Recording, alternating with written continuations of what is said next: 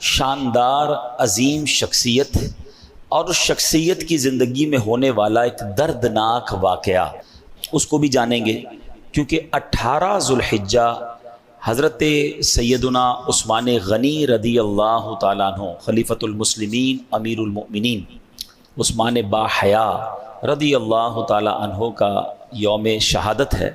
آج انشاءاللہ قرآن پاک ہی کے ذریعے شان عثمان غنی رضی اللہ تعالیٰ عنہ سننے کی کوشش کریں گے۔ ایک ایسا واقعہ آپ کی لائف میں پیش آیا اور یوں سمجھے کہ جب بھی اس واقعے کو سنتے ہیں دل غمزدہ بھی ہو جاتا ہے، اور آپ کی مظلومیت، پھر آپ کا اللہ کی رضا پر راضی رہنا، آپ کا صبر کیسا تھا، یہ سب جاننے کو موقع ملتا ہے۔ اللہ قرآن مجید فرقان حمید میں ارشاد فرماتا ہے، من المؤمنین رجال صدقوا ما عاہدوا اللہ علیہ فمنہم من قضا نحبہ ومنہم من ينتظر وما بدلوا تبدیلا۔ ترجمہ کنز العرفان، مسلمانوں میں کچھ وہ مرد ہیں جنہوں نے اس عہد کو، یعنی اس وعدے کو سچا کر دکھایا جو انہوں نے اللہ سے کیا تھا، تو ان میں کوئی اپنی منت پوری کر چکا اور کوئی ابھی انتظار کر رہا ہے، اور وہ بالکل نہ بدلے۔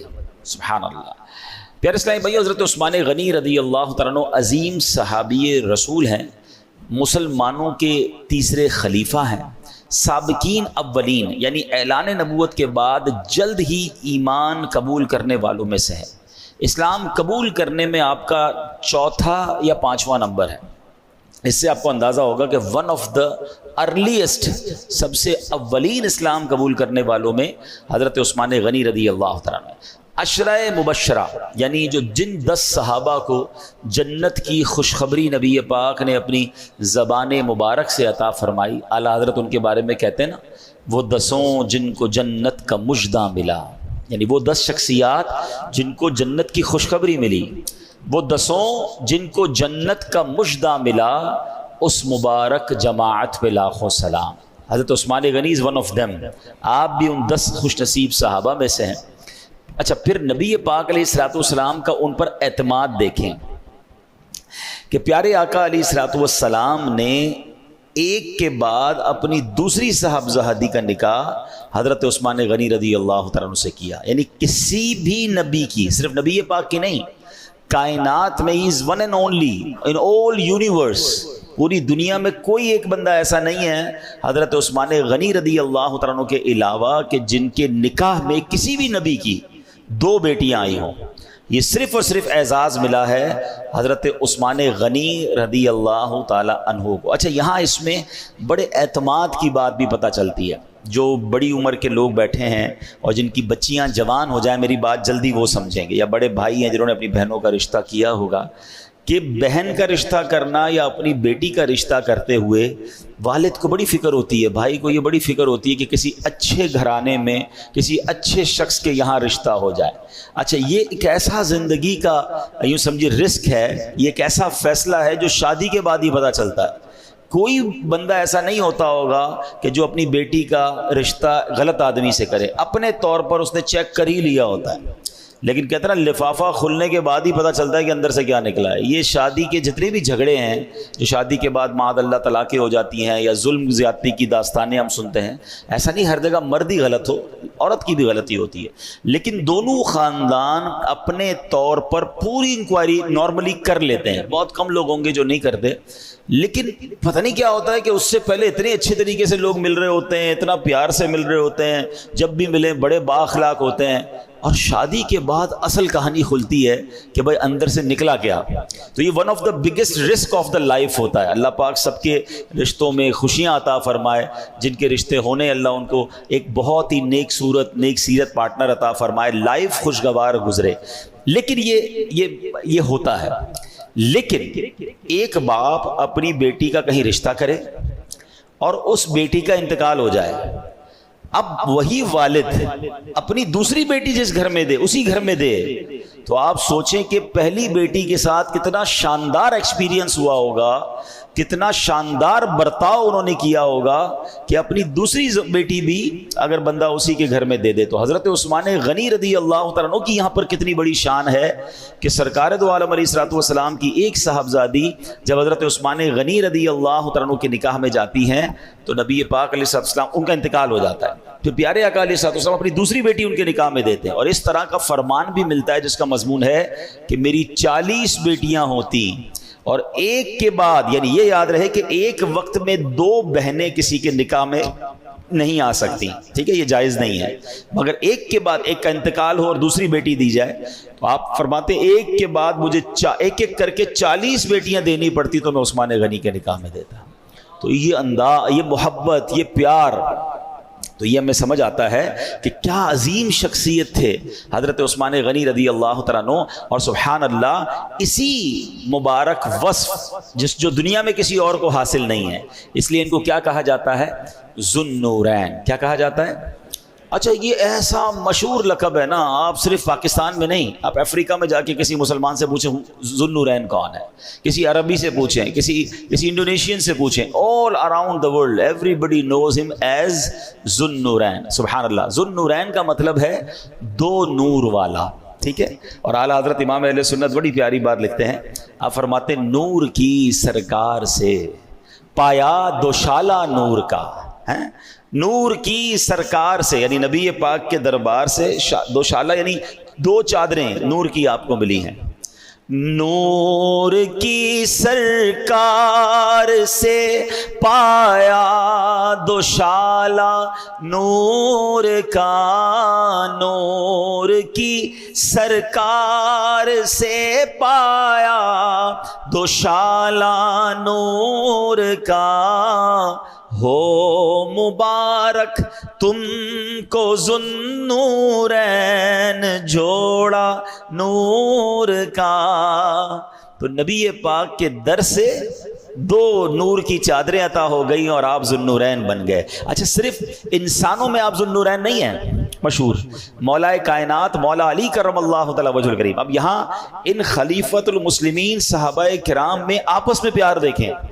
مولا علی فرماتے ہیں کہ عثمان وہ ہیں کہ انہیں فرشتے ذو النورین کہتے ہیں، رسول اللہ صلی اللہ علیہ وسلم کے داماد ہیں، پیارے آقا علیہ الصلوۃ والسلام نے انہیں جنت کی بشارت دی ہے۔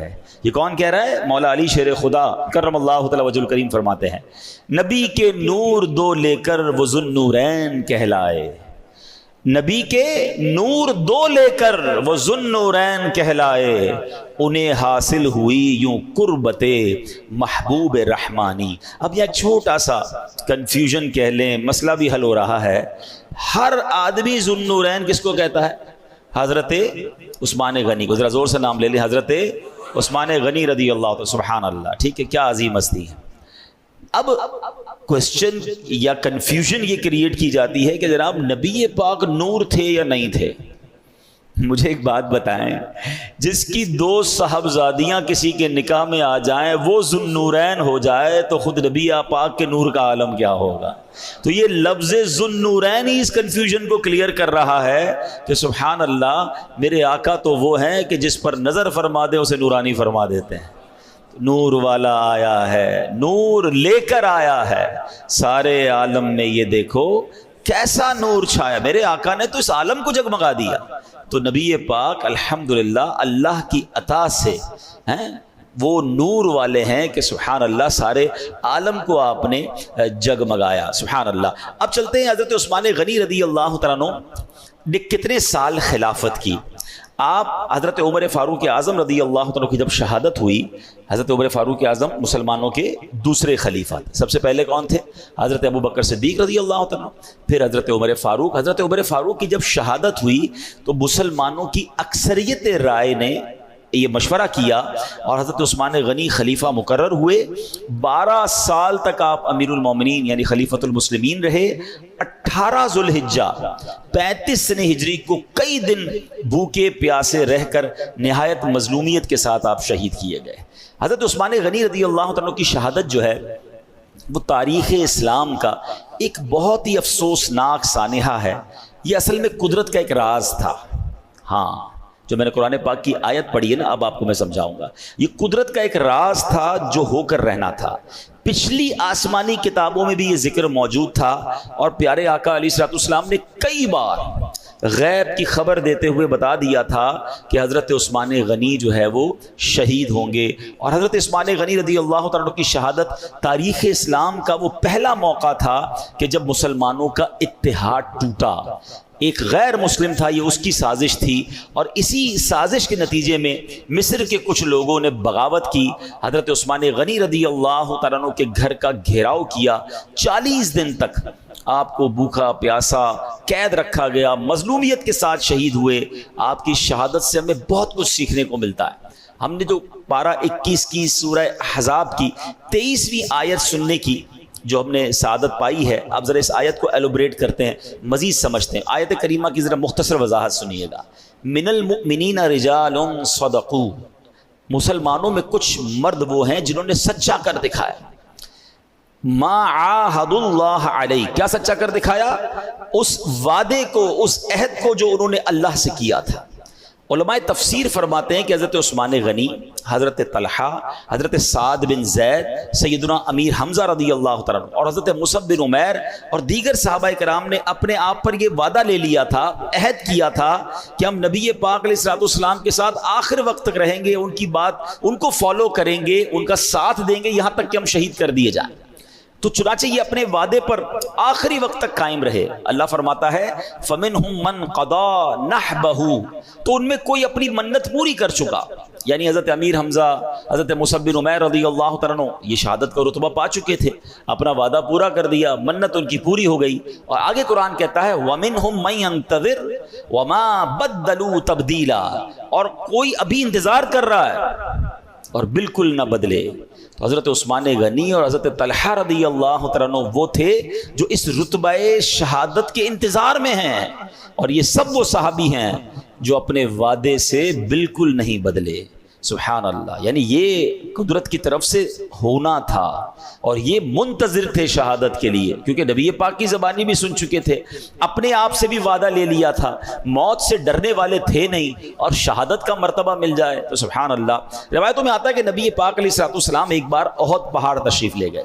آپ میں سے جو مدینے پاک گئے ہیں انہوں نے احد پہاڑ ضرور دیکھا ہوگا، اور جو نہیں گئے میں دعا کرتا ہوں اللہ پاک ہم سب کو جلدی جلدی مدینے کی حاضری عطا فرمائے. بلکہ جو گئے ہیں اللہ انہیں بھی عطا فرمائے، کیونکہ جو ہو کر آتا ہے اسے اور محبت بڑھ جاتی ہے.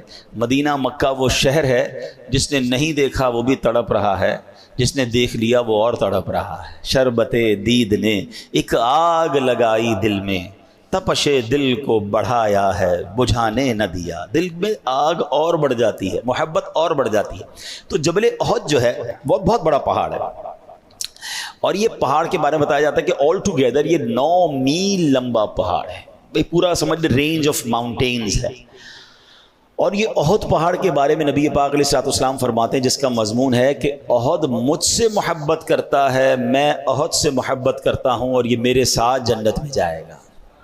اب ذرا غور کیجئے، پہاڑ نبی پاک سے محبت کر رہا ہے، پیارے آقا فرماتے ہیں ہم اس سے محبت کرتے ہیں، اور یہ جنت میں بھی ہمارے ساتھ جائے گا. اب علماء نے اس میں بڑی پیاری ڈیبیٹ کی اس حدیث کے تحت. مجھے بتائیے، پہاڑ تو بے جان ہوتا ہے نا، پتھر ہوتا ہے، پتھر محبت کر رہا ہے نبی پاک سے تو جنت میں جائے گا، تو اگر امتی نبی پاک سے محبت کرے گا تو وہ جنت میں کیوں نہیں جائے گا؟ اس کا مطلب یہ ہوا کہ محبت رسول اگر سچی ہے تو انشاءاللہ یہ بخشش کا ذریعہ بن جائے گی. اچھا، نبی پاک ایک بار جبل احد پر تشریف لے گئے. اچھا، نبی پاک کے ساتھ کون کون ہے ذرا اب یہ تھوڑا سا یاد رکھنا ہے آپ نے. حضرت ابوبکر صدیق ہیں، ٹھیک ہے، حضرت عمر فاروق ہیں، اور حضرت عثمان غنی ہیں. یعنی پیارے آقا علیہ الصلوۃ والسلام کے ساتھ کون کون ہیں؟ حضرت ابوبکر صدیق ہیں، حضرت عمر فاروق ہیں، حضرت عثمان غنی ہیں، اور خود نبی پاک. 4 افراد ہیں. آپ پہاڑ پر تشریف لے گئے تو احد پہاڑ پر زلزلہ آنا شروع ہو گیا. اچھا، ارتھ کویک، زلزلہ آج بھی وہ آفت ہے جس کی کوئی پریڈکشن نہیں کر سکتا. دنیا میں ہونے والے بہت سارے حادثات پہلے سے پتہ چل جاتے ہیں، طوفان آنے والا ہے، آندھی آنے والی ہے، بارش آنے والی ہے، فلاں چیز، but nobody knows about earthquake. کب زلزلہ آئے گا کبھی بھی پہلے سے نہیں بتایا جا سکتا.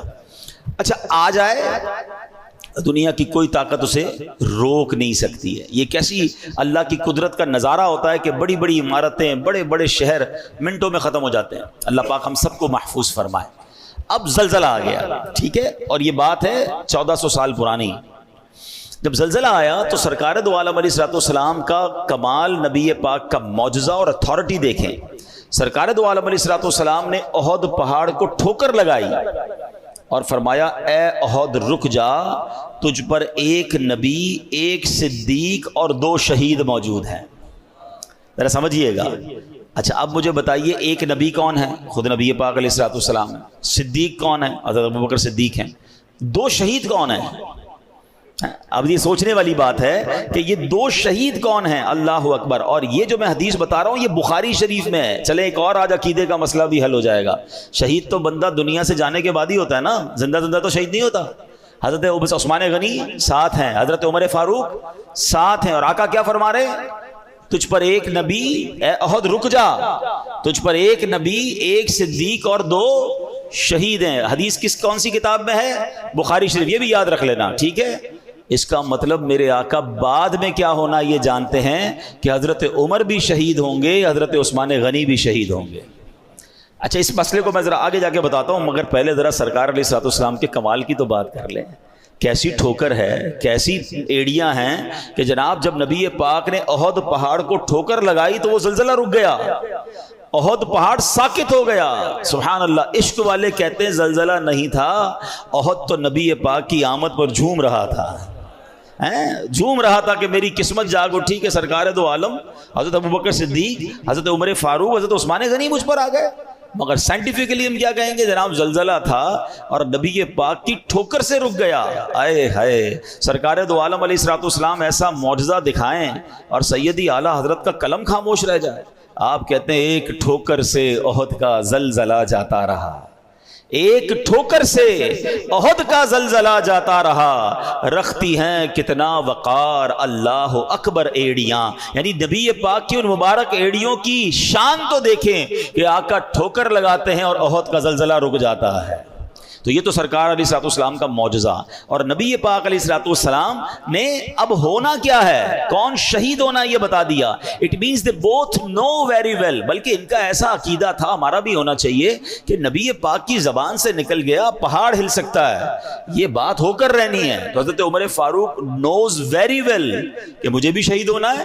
حضرت عثمان غنی، اچھا حضرت عثمان غنی کو تو ایک اور جگہ بھی نبی پاک نے کس طرح مزید بتایا، یہ بھی حدیث سن لیجیے۔ حضرت ابو موسیٰ اشعری رضی اللہ تعالیٰ عنہ فرماتے ہیں کہ ہم مدینے کے باغوں میں سے ایک باغ میں تھے، پیارے آقا علیہ الصلوۃ والسلام کے ساتھ، دروازے پر دستک ہوئی۔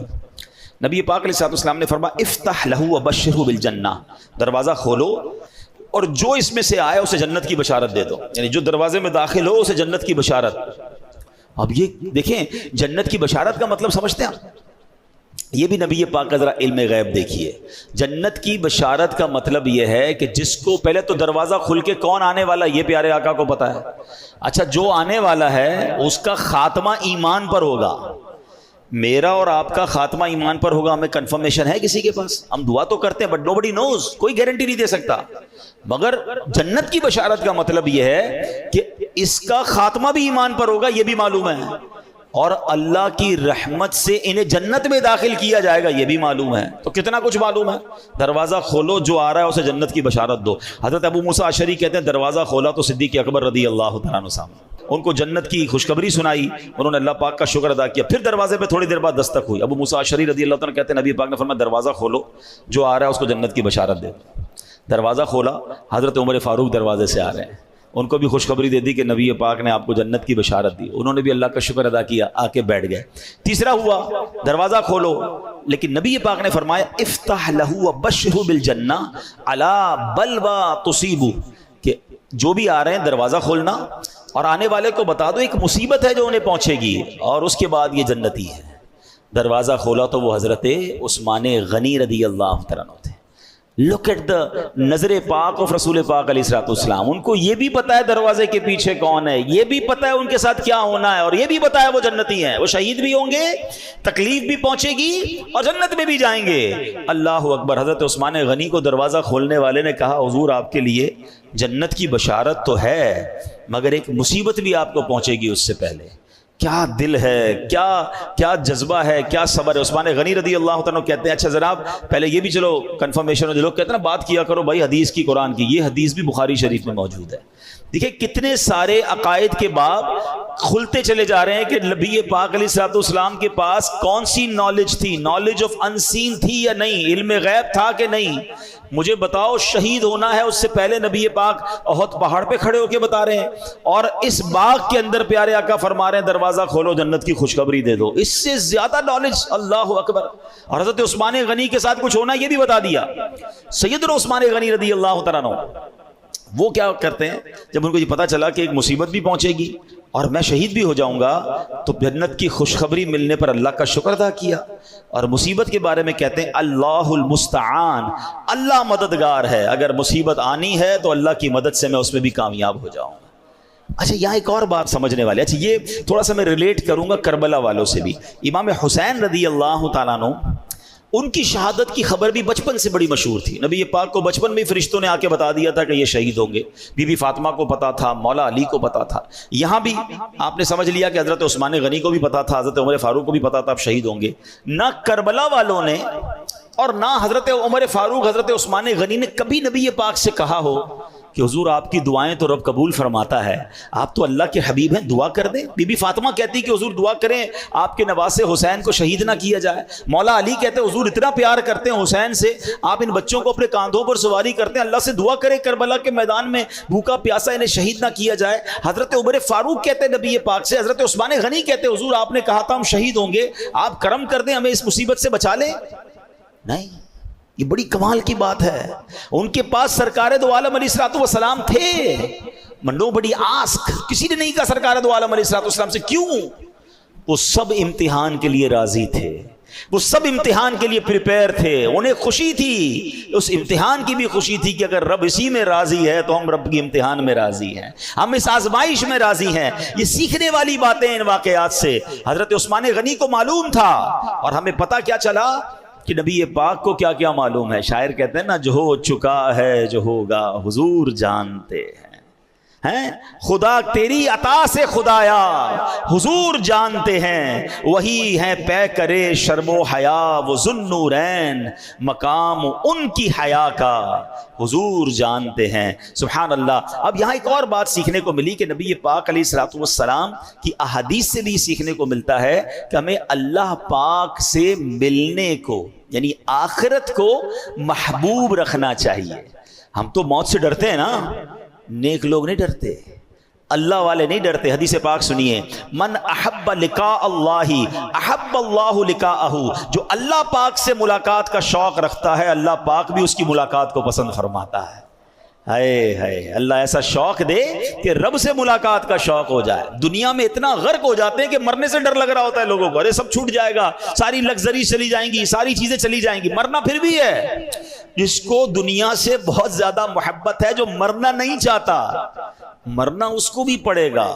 لیکن مزہ یہ ہے کہ بندہ دنیا میں رہ کر اگر آخرت کو محبوب کر لے تو نہ مرنے کا خوف ہوگا، نہ جناب تکلیف ہوگی، بلکہ بندہ راضی رہے گا. وہ کہتے ہیں نا جان دے دو وعدہ دیدار پر.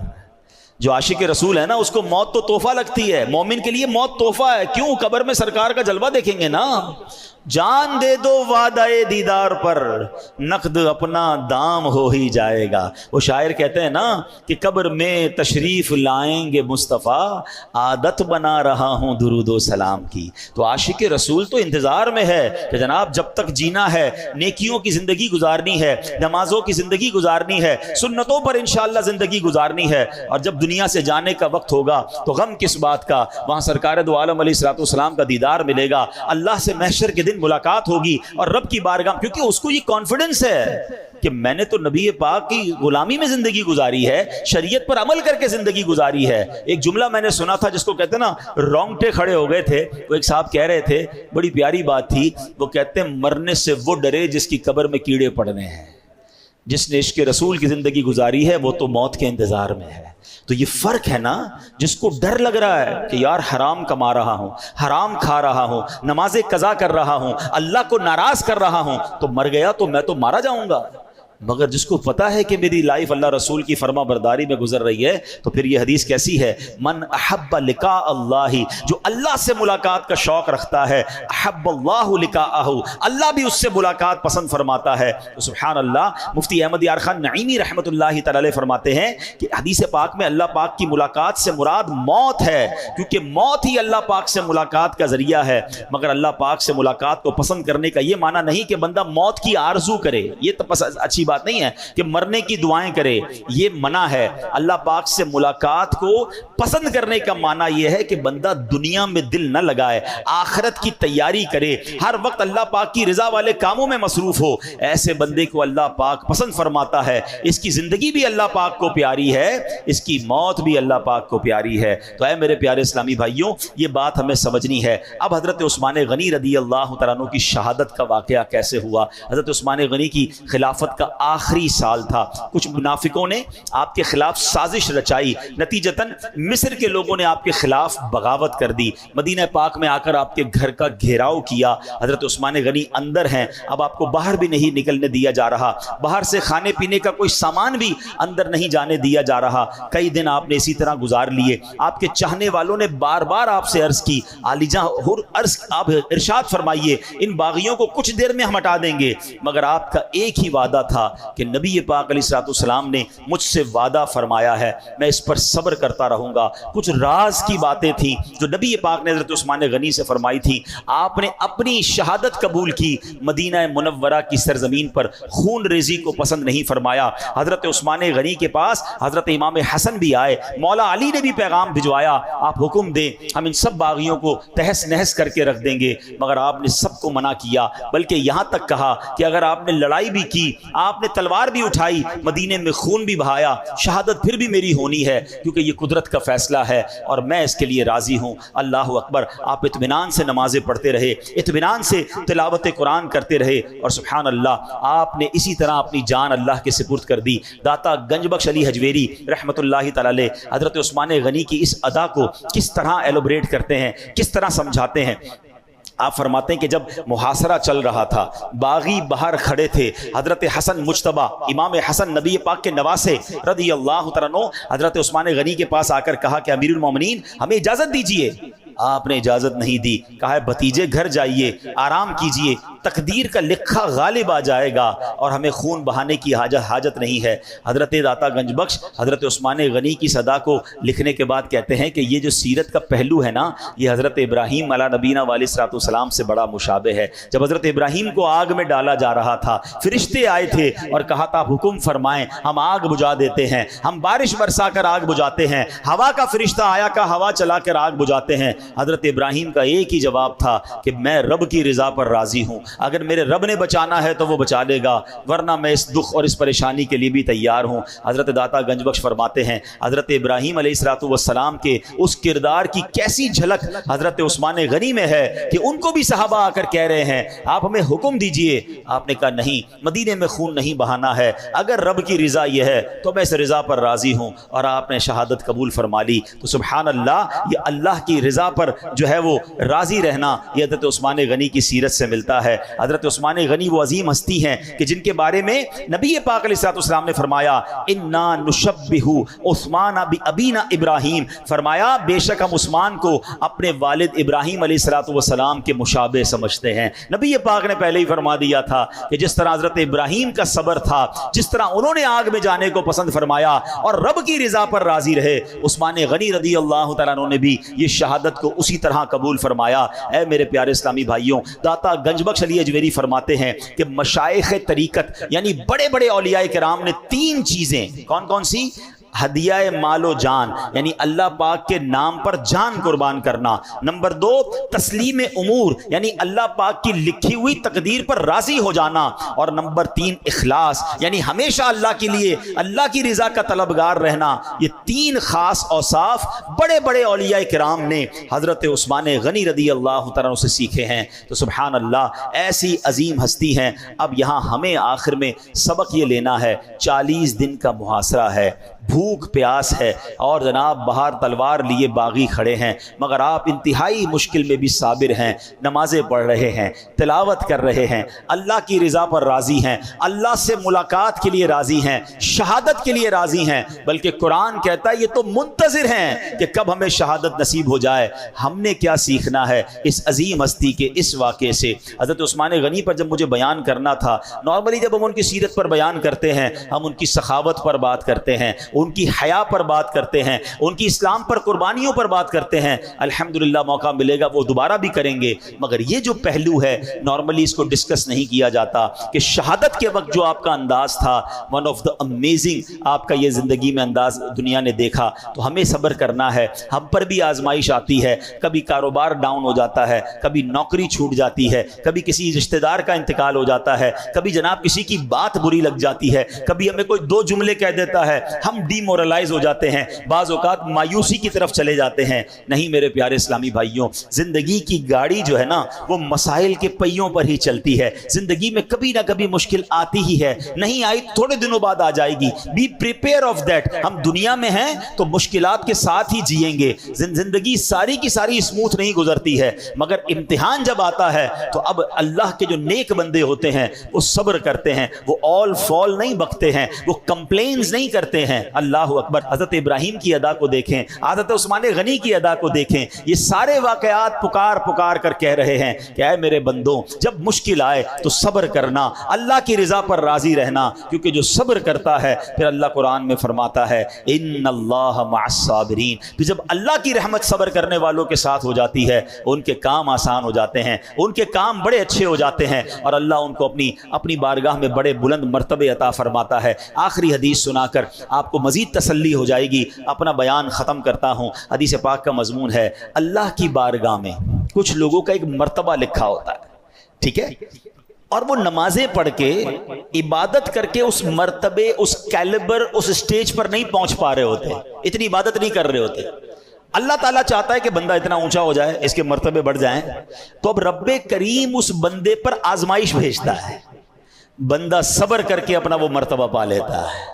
اب سچ بتاؤ، بیماری آئی، نقصان ہوا، ٹینشن آئی، پرابلم آئی، یہ تو میرے درجے بڑھانے آئی تھی، اور ہائے میری بے صبری، میں نے شکوے کر کے، شکایت کر کے، کمپلین کر کے، پھر نہیں ملے گا درجہ۔ اگر آپ نے ساری بے صبری کر دی پھر تو آپ نے وہ چانس کھو دیا نا۔ تو بی پریپیئر فار دیٹ۔ زباں پر شکوے رنج و علم لایا نہیں کرتے، زباں پر شکوے رنج و علم لایا نہیں کرتے، نبی کے نام لیوا غم سے گھبرایا نہیں کرتے۔ ہمت میں رہیں، اللہ کی رضا پر راضی رہیں، اور اللہ سے یہ کہتے رہیں میرے مولا میں تیری رضا پر راضی ہوں، مشکلیں بھی ہیں تو نے عطا کی ہیں، میں راضی ہوں۔ ایک جملہ اور سن لو تاکہ اور ٹینشن ریلیز ہو جائے گی۔ مصیبتیں اور پریشانیاں چھوٹوں کو مٹانے آتی ہیں، بڑوں کو بنانے آتی ہیں۔ جب کسی وقت پر ٹینشن آئے نا اور آپ کو لگے میں بکھر رہا ہوں، میں ٹوٹ رہا ہوں، تو سمجھ لو ابھی بڑا چھوٹا سا ہوں، اور اگر آپ واقعی مضبوط بن جائیں گے نا تو ہر مشکل، ہر پریشانی آپ کو اور مضبوط کرے گی، آپ کو اور اسٹرانگ کرے گی۔ تو اب آپ نے چیک کرنا ہے کہ مصیبتیں اور پریشانیاں چھوٹوں کو مٹانے آتی ہیں، بڑوں کو بنانے آتی ہیں۔ ایک آخری بات، ایئرپورٹ پر جب ہم جاتے ہیں اکثر مسافروں کو دیکھا ہے کہ وہ اپنا پاسپورٹ ٹکٹ یا تو ہاتھ میں پکڑتے ہیں یا پھر کسی جیب اور بیگ میں رکھا ہوتا ہے، اس کو بار بار چیک کرتے ہیں، کیونکہ کہیں گم تو نہیں ہو گیا۔ سب کو پتا ہے کہ جہاز میں سوار ہونے تک کئی بار یہ چیک ہوگا، پاسپورٹ بھی چیک ہوگا، ٹکٹ بھی ہوگا، اور آگے جا کے جب بورڈنگ کارڈ مل جائے گا تو بورڈنگ کارڈ بھی بار بار چیک ہوگا۔ غلطی سے کہیں گم ہو گیا تو ایسا نہ ہو ہم فلائٹ میں سوار ہونے سے رہ جائیں۔ ایسا ہی ہوتا ہے نا۔ ایسا ہی معاملہ ہمارے ایمان کا اور اچھے عمل کا ہے، اعمال صالحہ کا ہے۔ یاد رکھیں یہ ہمارے پاسپورٹ اور ٹکٹ ہیں جنت میں جانے کے لیے۔ چیک کرتے رہیں ایمان ہاتھ میں ہے کہ نہیں، اعمال صالحہ نکل تو نہیں گئے، نیکیاں ختم تو نہیں ہو گئیں، بورڈنگ کارڈ ہی نہیں ہوگا، پاسپورٹ ہی نہیں ہوگا تو کیسے فلائٹ میں جائیں گے؟ یوں سمجھیے کہ جنت میں جانے کا جو پاسپورٹ ہے نا وہ ایمان ہے۔ وداؤٹ ایمان جنت میں کوئی نہیں جائے گا، تو ایمان سنبھالنا ہے۔ اور پھر یہ بورڈنگ کارڈ کیا ہے؟ یہ نیکیاں ہیں، یہ اللہ کی رضا والے کام ہیں۔ تو زندگی ایسے گزاریں کہ انشاءاللہ جب جنت کا دروازہ کھلے نا اور اعلان ہو کہ اے اللہ کے مقبول بندو آ جاؤ، تو اللہ کرے وہ والا بورڈنگ کارڈ میرے پاس بھی ہو، وہ پاسپورٹ میرے پاس بھی ہو کہ یا اللہ ایمان والا بھی ہوں، تجھے راضی کرنے والی زندگی بھی گزاری ہے، اور اللہ کرے کہ جنت میں بلا حساب ہمیں داخلہ نصیب ہو جائے۔ اللہ پاک عمل کرنے کی توفیق عطا فرمائے۔